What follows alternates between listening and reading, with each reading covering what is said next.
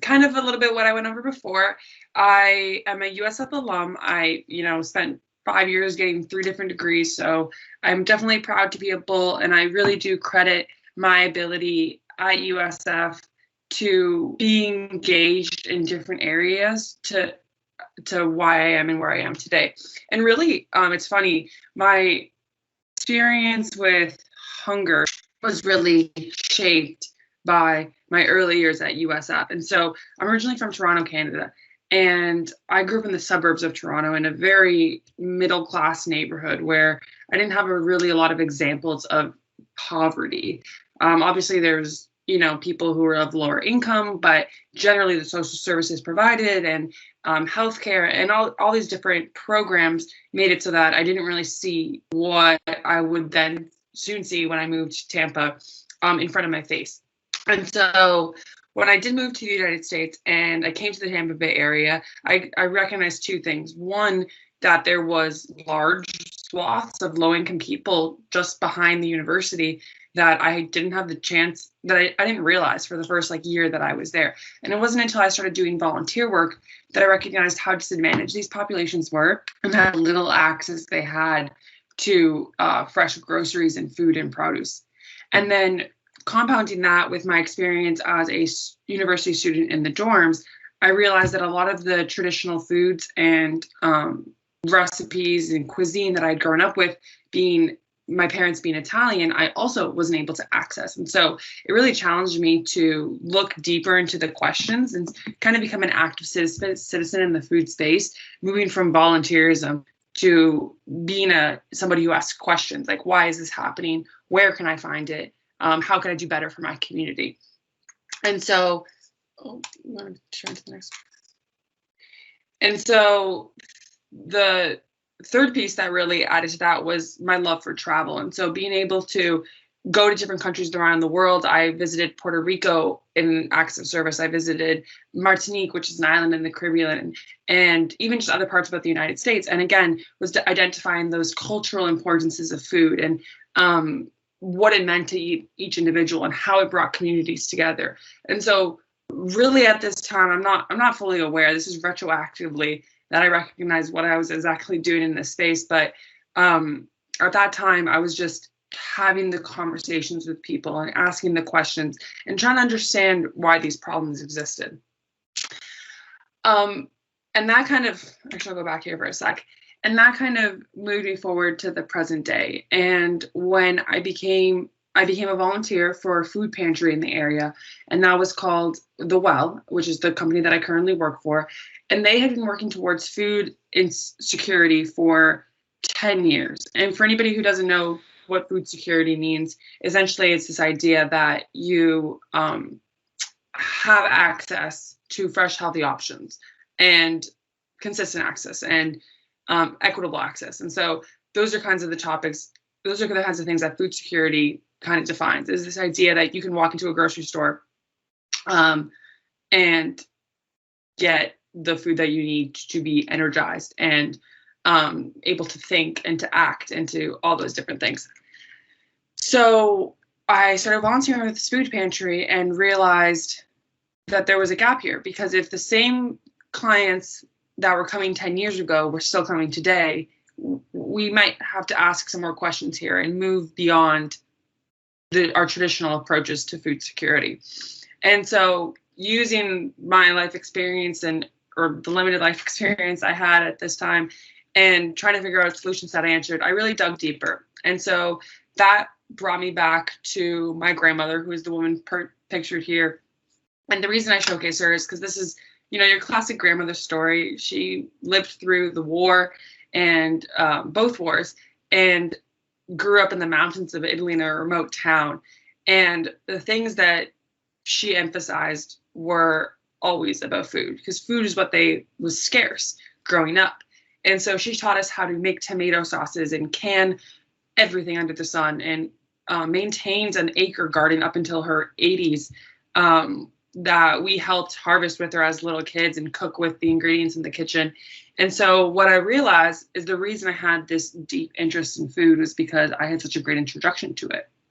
And really what my grandmother had given me was independence in my food system. And so I wasn't reliant on the grocery stores around me or the environment around me. I knew how to grow my own herbs and grow my own vegetables, and I could rely on her, which now became part of my community food system, to provide me with enough sauce to last through the year. And we made cold cuts and just things that I could eat almost exclusively out of her garden for the whole year, even though she lived in Canada where you only have 3 months of the growing season. And so it was because of my grandmother and my real drive, or my real vision, that the community food system in Tampa could be better, and that people in the community could be better equipped to access it, that I created WellFed Community. And really the goal of WellFed was to build healthier communities through sustainable food systems.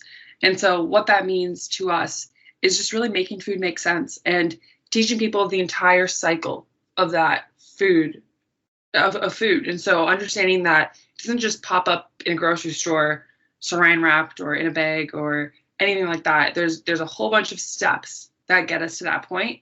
And if we don't understand those steps, are we really able to appreciate where it comes from? And so starting with the growing process, we work with community gardens and operate our own community gardens to show youth and adults and families how to grow food. And some of the stories you hear are things like people have no idea how long it takes to grow certain things, right? Like a pineapple takes almost 2 to 3 years.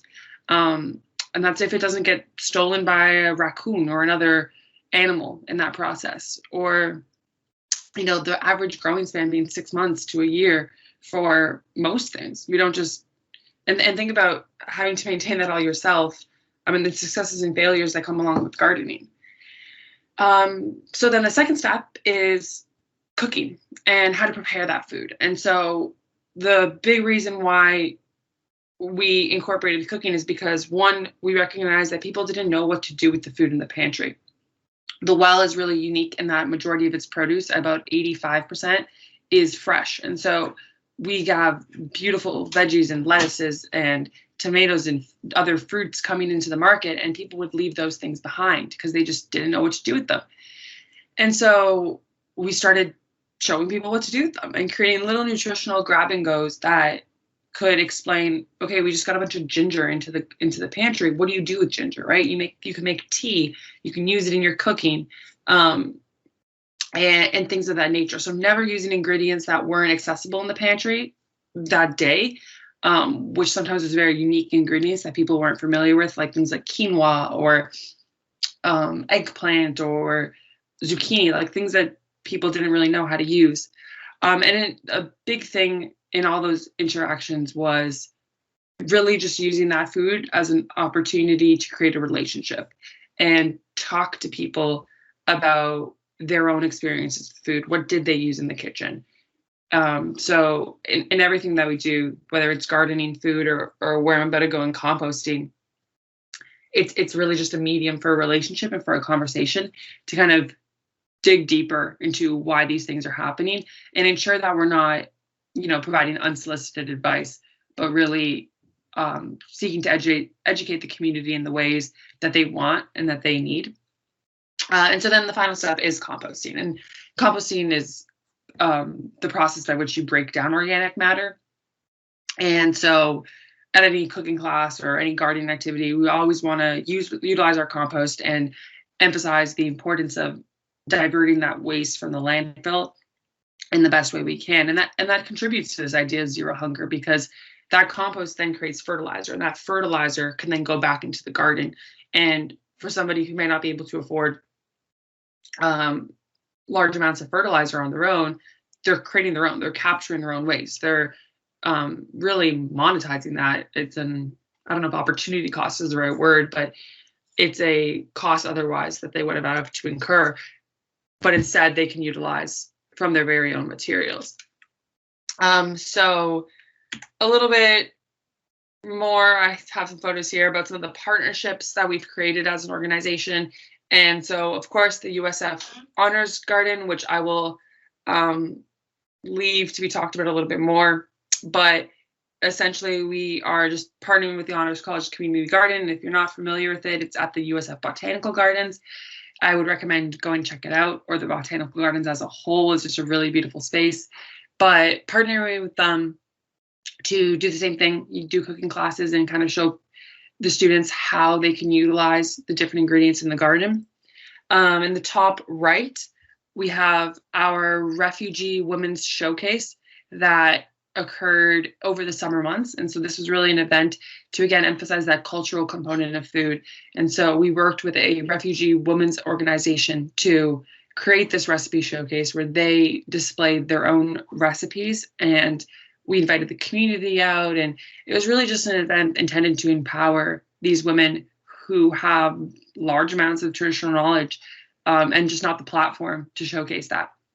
So it was a really fun event. And we recently did something similar for Latinx Heritage Month. We had a Hispanic recipe showcase. And so we had people representing Peru and Brazil and Mexico, and had a piñata, and it was a lot of fun. And same thing, it was to emphasize that cultural component of food. And that doesn't even mean that that culture exists outside of the US context. It's here because those people live here. So how can we honor it and celebrate it and incorporate it into our own?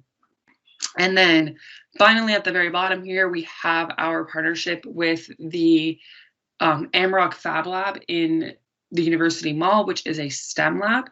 And what we did with them is we worked with our summer apprentices as well as some students from the USF. I think they were all from the Honors College. They might have just been from the school in general, but we built an aquaponic green wall. And so the structure that you see behind us is that.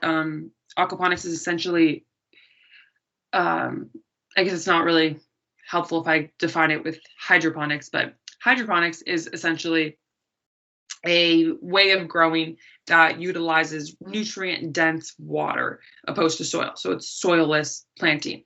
And then aquaponics takes that a step further, where you incorporate fish. And so the fish provide the nutrients that the plants need to grow. This will really be an educational medium for us going forward to work with groups in the STEM lab to showcase how science, technology, engineering, and math are present in the natural world and how to kind of pair those two together. And I can answer any questions about this all at the end as well.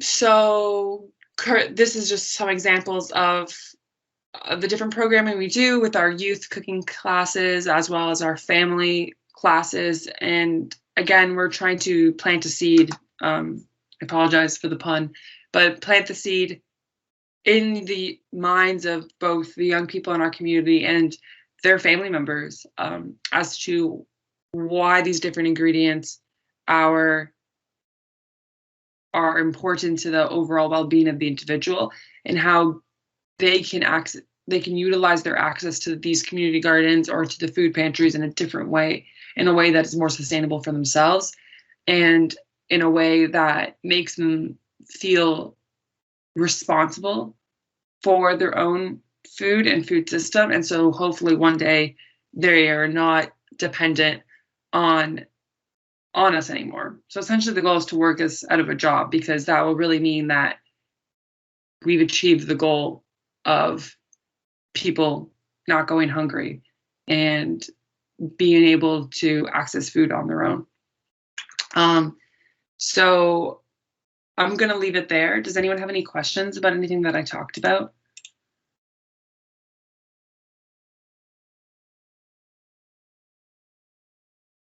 And keep in mind, if you have questions as the presentations go on, you can always throw them in the chat and we can go back. We'll open up to Q&A at the end. So if things are sparked as you continue to hear out the panelists, we can always go back to Dahlia and some of the things that she shared. Thank you so much, Dahlia. Yeah, absolutely. That was wonderful. I'm a visual learner personally, so I really enjoyed the pictures with the story that you were telling. So thank you. Yeah, absolutely. Thank you. Okay, I think Kate was able to get back in. Yes, and I have voice now. Hello. Hi. Introduce yourself. Yeah, so my name's Kate Scaglioni. I'm an alum of USF as well. I graduated with a degree in communication from there just last year. Sorry, my cat is also having a day. Um, so yeah, I started working with Feeding Tampa Bay actually as an AmeriCorps Vista member back in August of 2020. Okay. And my role was volunteer coordination. So getting people from the community to come out and help in the number of our different programs, and working more so in the data and also the experience area of the volunteer world. But since then, I've become an official employee with Feeding Tampa Bay, and very happy to represent the company. They do a lot of work, and I'll talk about more as we go on, but that's kind of the gist of me. So yeah. Thank you so much, Kate. Did you want to go ahead and present, or would you like a few minutes and we can go to Dawn? No, yeah, I can go ahead and present. I don't have a slideshow or anything. I kind of just wanted to share with you all what Feeding Tampa Bay does and who we are. So I think I said this, but we help serve 10 counties here in West Central Florida. We are part of the Feeding America Food Bank Network. So Feeding America spans across all of America, and there's different like quadrants and sections and whatnot of who helps what communities. So we're serving, our largest county is Hillsborough, the one that we're in here, but we serve Pinellas, Hardy, Citrus, like all around. And we're able to get food out to people in a number of different ways. So one of the largest ways is our hub, our warehouse here in Tampa, puts out food to those 10 counties and to over 500 different food agencies or partner agencies. So those partner agencies, you can think things like soup kitchens or religious organizations that have food pantries on their campus. Lots of different types of places that are receiving food from us. And here on the ground, we also have a number of different programs like our mobile pantries, which actually bring food to the communities that most need them. So our distribution teams and our operation team is able to determine through, ALICE data and just lots of other data of understanding, okay, who needs food the most and where can we set up on a weekly or monthly basis and, bring food. Right now, we're working within a drive-through model at those pantries because of COVID. But it used to be a situation where we'd bring food, we'd have, the major food groups, we'd have produce, we'd have different starches, meats, all that kind of stuff. And let folks actually choose their own groceries. But right now, because of COVID, it is a drive-through model. So we're just giving a large amount of, all different types of foods to them there. And we also have a community market on site at our warehouse. So folks can, that's the only way of getting food where people actually have to schedule an appointment. Everything else is, if you come out to our pantries, there's no qualifications you have to meet. We're serving everyone and making sure that everyone is going away with some good food. But with the community market, folks are able to come in and shop for their items, which we recently started again with allowing people back into the warehouse, allowing clients back into the warehouse. We also have school pantries that work to help underserved children in those schools. And it's just, we help stock those pantries, and then the parents and students are able to go in and get what they may need. One of the biggest things we've done since the start of COVID, the way we're serving the most people from our end right now is through our mega pantries, is what we're calling them. They're essentially those mobile pantries where we go out and it's a big drive-through line. But the mega pantries are serving anywhere from 400 to 2,000 folks in a single day. And we have one right near USF's campus. It's just in a parking lot on the corner of Nebraska and Fowler, and we serve about 500 people there every single Thursday. So that is one of the most rewarding experiences of the role that I'm in, is getting to encourage volunteers to come out. And then in that situation, you're seeing exactly who you're serving. And you see a lot of the same faces, but you get to know the people, and it's a way to bring food directly to them. Trying to think of more things, but I mean, through our research, we're able to find that, or through Feeding America's, that about 1 in 6 adults and 1 in 4 children in this point in time are food insecure. So not knowing where their next meal is coming from, and Feeding Tampa Bay's overall goal is to alleviate that that food insecurity and making sure that people know whether they're getting a hot meal at one of our Trinity cafes or whether they're picking up groceries at one of our pantries, that they're going to know the chain of where their food is coming from. But that is kind of the gist of Feeding Tampa Bay. I'm sure there might be questions and stuff, but there's a lot of different ways to get involved with us. We have about 140 people on staff overall, like including everyone. And each month we have the pleasure of welcoming in around 4,000 volunteers. So it's a large operation, and it really couldn't run without the support of the community behind us.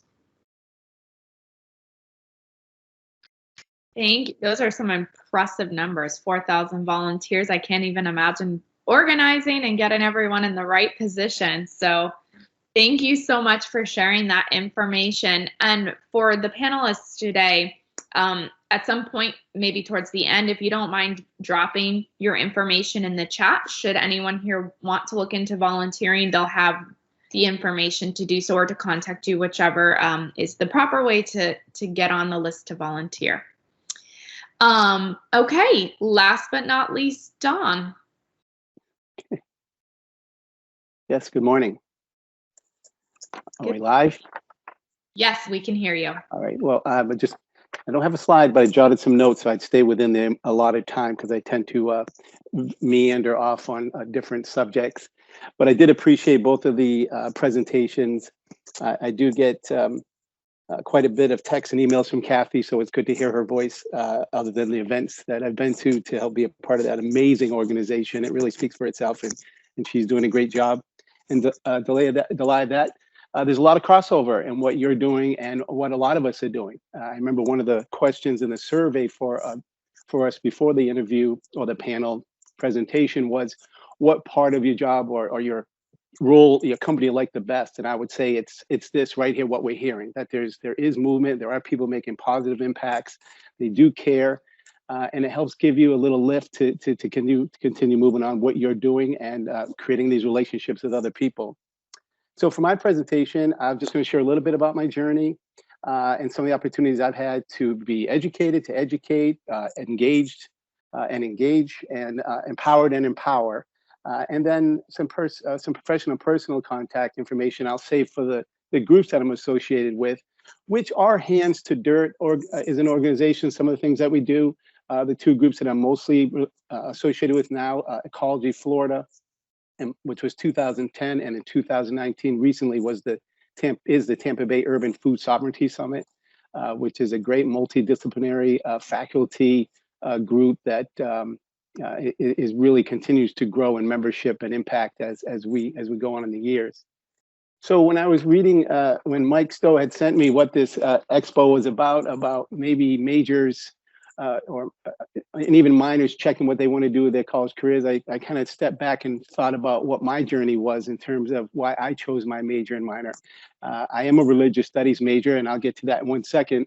But my wife and I, who is actually a music minor and a dramatic arts major, so yes, at times I do say she's a little dramatic, but we were walking through the halls of University of Tampa, and on the poster board outside the Career Center, there was 15 jobs that showed you to be the most successful career choices. And I think either 14 and 15 was religious studies, was the least opportunity for career advancement and resources. And I think music was right behind it. And my wife and I got a real chuck out of that because, in my heyday, I've kind of moved away from that. I've owned over 3 restaurants from here in Colorado. My wife owns 3 businesses, dance studios and academies. And it spoke to me about what I think is the most important thing about this expo and to the students is that you just have to follow what your calling is. We can all make an impact in food, the Zero Hunger campaign, through whatever our discipline is or whatever major it is. We have an intern who's a chemistry major right now. And then of course we have the environmental sciences. So I just think that story is funny. I was in the business for over 20, 30 years. As I said, I opened some restaurants. So food has always been in my DNA. I'm a foodie. This actually took me to the farms. This took me to I felt like everything tasted the same. It didn't matter where I went to eat. The food just, there's nothing unique about it except for some cultural variances. So I went to the farm and we grew food that, there is more than one type of carrot that we eat. That's including baby carrots. And it really got into the soil and the growing and the nutritional value and the vegan movements, and it just got really caught on fire. And that moved into serving food through different groups in catering that were getting more than just the frozen chicken that was thawed out. So that was a regular, just a natural progression by being a foodie in the restaurant business and the impact. And it wasn't just me, but it was all our employees and managers and staff that wanted to also serve others because you have a servant's heart when you're in this industry. The religious studies was kind of happened by chance, I like to say, because I made a living, as I like to call it. I made success and career and money through the restaurant industry, the hospitality industry, and I felt like I had the outside part covered, the feeding of the physical body, but it was the internal body. I still was trying to figure out the inner self, and religious studies is the proverbial soul. And so what was really important to people from a humanities base, what makes us human? This really opened the door to some of the compassionate moves that I made in missionary trips. Delilah talks about some of the trips she had, and of course, Kathy's servant attitude towards what she does. And I had a traditional religious studies education, as I said, comparative religious ethics. But what's been really exciting about the religious studies department, it's moved into the sustainability movement as well. Currently, I teach a religion and ecology course. Next semester, I teach religion and sustainability. We're teaching agrarianism class. We have lots over the botanical gardens where we're teaching students how to grow local food. We hope to take the food with the Honors College, with the Agrarian Club, and bring it to the USF Food Pantry.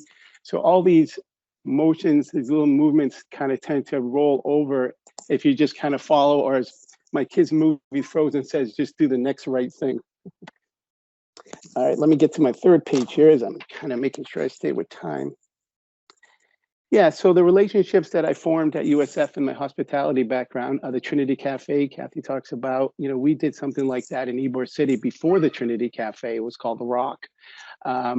So I with these kinds of relationships and the people who have like-minded attitudes of, the zero hunger food campaign, we started the Ecology Florida, and this was done with the co-chair of religious studies department. And like Delia, it came out of this. We saw a pepper from California that was in shrink wrap, and it was like $3.79. And we just said, we can do better. We grow peppers on our little garden here, little plot. We can sell it for we can give it away. We make so many sometimes. And it really led to this movement, which branched into Friendship Farms and Fair. We have about 5 little urban gardens where it started at first as a CSA, a community supported agriculture, where everyone kind of puts in it and volunteers what they can, whether with resources or labor. And now it's moved into a tree farms, and we have Loquat Festival, which is the biggest one in North America. We do an okra festival, which we try to maintain local foods that we can grow here in our climate and educate people on how to eat them and serve them. Even okra. We actually had some okra recipes that some people were found to enjoy. And the other one was the Tampa Bay Urban Food Sovereignty Group. This was in 2019. It kind of lost a little momentum because the pandemic happened, but this is, again, a multidisciplinary faculty. It was a part of the steering committee and still a part of the board membership. I would just continue to watch and how to see how that group continues to make an impact in the university. Because what was great about it is there was a lot of these different projects that people were doing around USF Tampa and St. Pete, but no one was kind of working together on them. So, and then if you worked with the students would maybe do it for their one semester, their senior, then they would leave and go somewhere else. So all the minds got together, those who are interested, and put this group together to have just maintain a group that will always be available. And I really just have a lot of optimism about how that group's going to go forward. And, as I said before, we have the Religious Studies has a children's area. You're welcome to go there. I encourage you, haven't been to the Botanical Gardens in a while, to see That's why I showed you the picture of the botanical gardens. It's actually, that was in the early stages, so I know she was getting her hands dirty to do that deal. But it's growing, it's banging. We're doing vegetables also on a couple of different plots without irrigation, just to show the different ways. There's a greenhouse where we're growing seeds. It's a great vibe, and it is a good place just to take a deep breath and enjoy yourself around the 10 acres that it has there. And I think just finally, as far as the conclusion is, you know, I'm going to go ahead and even in the chat, or please feel free to contact me through my email and my cell phone number, because there's a lot to take in right now. If you have other ways that you would like more information, we have some video, we have slides, video documentaries. We've done a lot of work in the different groups, and would love to see you be a part of it, even in internships or any way that you feel like you would want to be a part of it. I think that's it.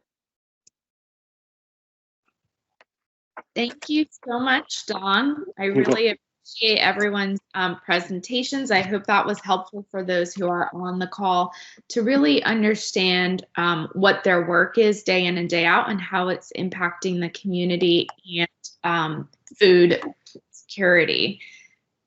I'm going to go ahead and pause. I don't see any questions in the chat, but I want to give everyone on the call a minute to post any questions you may have for the panelists, any comments that you may have.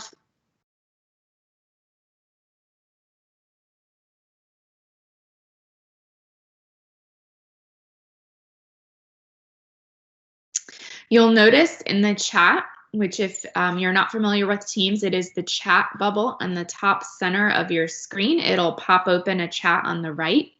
You will notice that each of the presenters today have shared their contact information and potential ways to get involved if you're looking for some volunteer opportunities.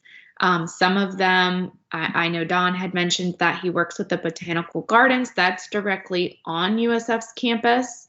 So if you don't have transportation, that may be an easy opportunity to get involved with. We also on campus, just going to do a shameless plug for our Center for Leadership Civic Engagement office. They can help coordinate community involvement and oftentimes will provide transportation. So if that is a barrier that you are facing to getting off campus or further out into the community, we do provide to support you in that. So I don't see any questions yet. So I'm going to go ahead and pose a question to each of the panelists. I'll also throw it in the chat if I can get this working. There we go. Okay. So my question to you all, and this is something that I'm interested in hearing more about. We'll go ahead and we're going to pause on my question and let's go to Crystal's question. She's asking, Don, do you know if there's a water collecting system in the USF Botanical Gardens? Hello, yes, thank you for your question. So if I understand what you're saying, there are a couple of different options. They do have rain barrels. There's also a huge Lake Benki in the back, which is a water resource. They do have well water that they use, and the veggie plots just recently had just put in a sprinkler system as well. It was a nice donation that was given to the Honors College to help those vegetables. So I think the quick answer is, yeah, there's several different types of water collecting systems in there. The one project I was talking about that Religious Studies is doing a course on agrarianism. It's called agrarianism. We're choosing not to use a sprinkler system because we want students to experience the real life situation of having to water your own plants and your own vegetables and fruit without the benefit of the technology of a sprinkler system. So we use there is a hose there with the well water and you just turn it on with a little sprinkler bucket. But yeah, there's ample. Oh, okay. Yeah. That's great. Yeah, there's a lot. It's an untapped opportunity. If like Crystal, I'm supposed, yeah, untapped. I think if anything I get out of this panel is get to the botanical gardens, right? I mean, so anyway, hopefully that answered your question. Yes, and I can back Dawn's statement up. I've been myself to the botanical gardens. It has been a few years, but it is a really relaxing, restful place right in the heart of campus. You don't even realize it's there most of the time. So my question I wanted to pose to the panelists is, what is one piece of advice you'd have for an undergraduate student who's already chosen a major? What is one thing that they should start working on now to be better prepared for this type of work in the future? So I can start us off here if somebody else doesn't want to jump in. But my biggest piece of advice is that even if you've already chosen a major, you could be studying one thing and still explore other opportunities on campus. And so for me, that was things like, for me, that was things like seeking out service opportunities, right? And I intentionally sought out those opportunities in different fields. So I worked in literacy, I worked in food, I worked in, nature was a paid job, but seeking out those different experiences outside of your major, because you might just discover a way that you could better shape your major to what your passion is, right? For me, that meant, how can I translate sustainability to the business world? I know an architecture major in his graduate degree who decided he wanted to look at sustainable design and designing for the community based on his missionary work in Argentina. And so even if you've selected a major, I challenge you to look at it in a less traditional sense, and how can you incorporate other disciplines to make that happen. And service, I think, is a really great way to kind of have like a low cost, low stakes introduction to different fields. Thank you. Good answer. I guess I'll go next. You would like us all to answer the question, I suppose? Yeah. If we want. Well, I wrote down quickly, I agree with what Galia just, sorry, I'm having trouble with your name today, but it said, but also, you could do a minor. There's always a minor. There's certifications. Religious studies works with other cultures, other disciplines in arts and sciences to do food certification. There are other certifications. Patel College, I believe, has one that may be useful. There are some great service learning courses. I know we offer one, but the other departments in the university do it. There's internships, and now, when I was a student, you didn't get paid for internships, but this is relaxed quite a bit, and I'm finding students tend to want to just do the internships that pay, and then finally can get a job, right? Kathy got her job, her full-time job out of the passion that she had, and now has a career in that. So there's tons of opportunities that can work, I think.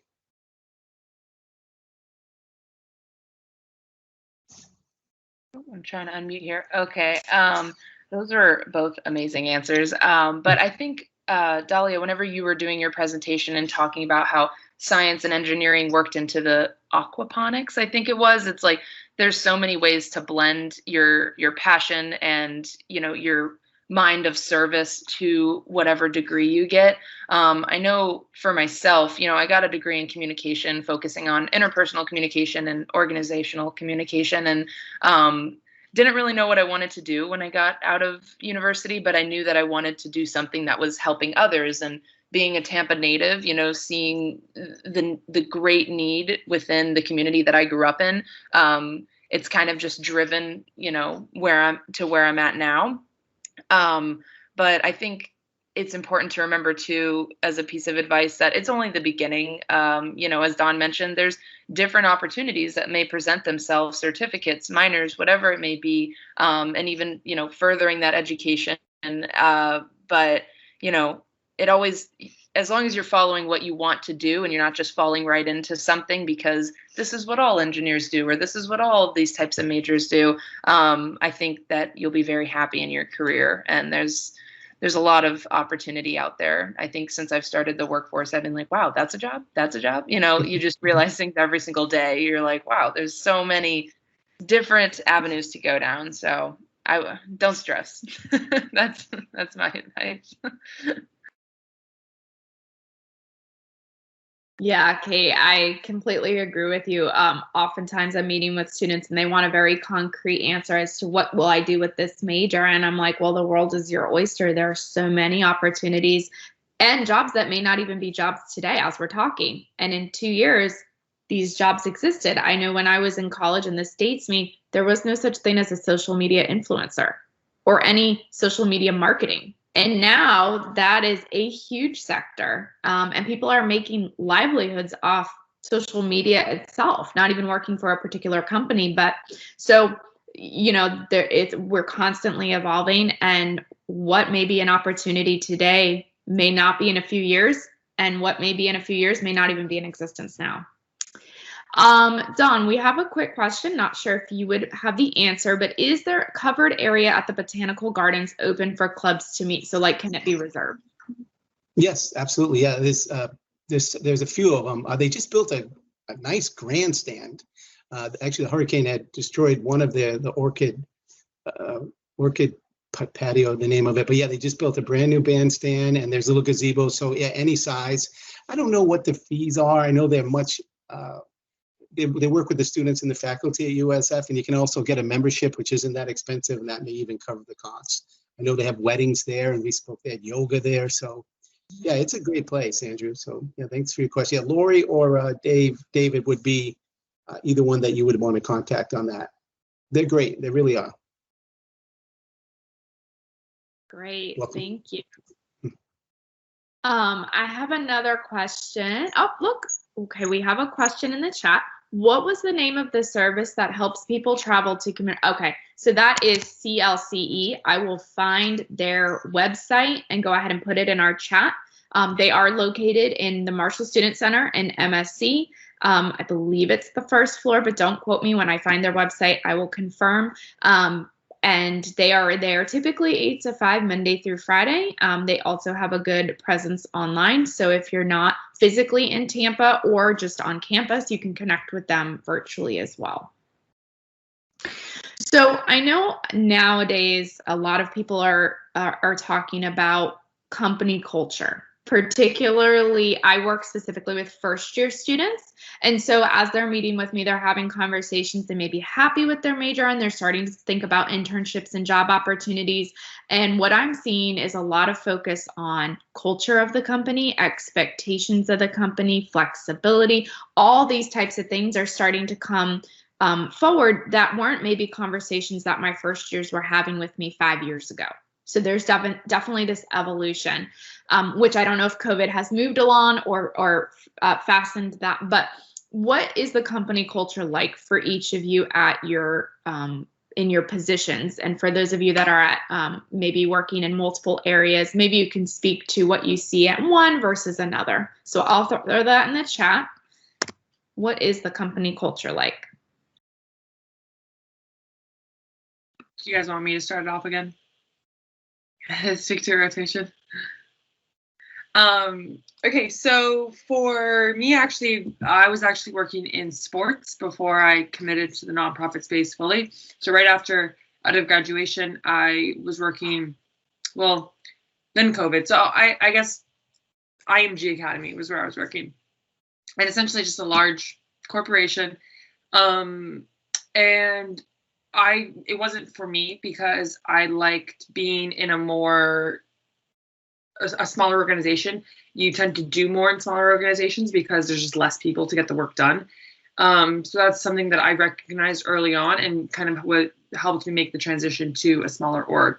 So I think it's important to just recognize what it is that you are looking for in an organization. The best advice I ever got in an interview, like when I was going through interview processes, was recognize that you're also interviewing the corporation, the company. So you don't have to be like, for lack of a better word, like desperate for the job. Like you have skills, you have passions, you bring value, and really identify what it is that you're looking for before going into something. You don't have to take the first job that's presented to you. So yeah, explore that for yourself. For me, that meant, I wanted to work for a smaller company. I wanted to work with people. I had passion for service and yada yada. But for you, that might look like something completely different. And that big corporation might be the fit for you. Maybe you don't want people to know your name. You just want to get your job done, and that's okay. So yeah, identify for yourself, and then make sure you remember that you're also interviewing the company and find the best fit for you because you'll really, I feel like, be more fulfilled in that.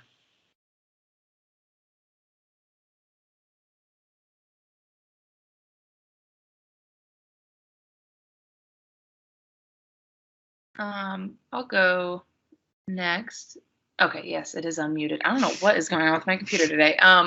So yeah, I think definitely, as she just said, like making sure that the company is a good fit for you too. Like going into a job interview and saying like, oh, I really hope they pick me is obviously the feeling a lot of us have, but asking those deeper questions, like if you are someone like myself who's very type A and likes to know what does a day in my life at this job look like, and what is the training going to look like, am I going to be kind of given free will to explore new things? Really important questions to ask, I think. Just giving yourself, so you're not coming in on the first day and being like, what's my job, sort of thing. But the culture, I know at Feeding Tampa Bay, we have been working really hard, for the last year or so to put more diversity, equity, and inclusion, the DEI sort of model, into our workspace, and, having a more diverse workspace, and also creating ERGs, which are employee resource groups. So whether it's for, African American employees or LGBTQ plus employees, like making sure that where you're going, they have those different kind of groups, or that culture that embraces all different types of people, and all different backgrounds and everything. But I would say Feeding Tampa Bay is one of the greatest places I've ever worked at in regards to support of, bettering each and every single person. So all of us have this dedication to service, and what we're doing, our CEO will sometimes say, what we're doing is not rocket science. We're feeding people. There's a lot of moving parts that go along with that. But at the end of the day, if someone walks up our steps at our warehouse and asks for food, we're gonna go find them whatever we can. Yeah, I think just finding that good group of people, making sure that you mesh well and you communicate well with them is just, it's sometimes hard to find, but sometimes everything just fits right into place. So kind of asking those questions and getting to talk to people before you commit to an organization is very important.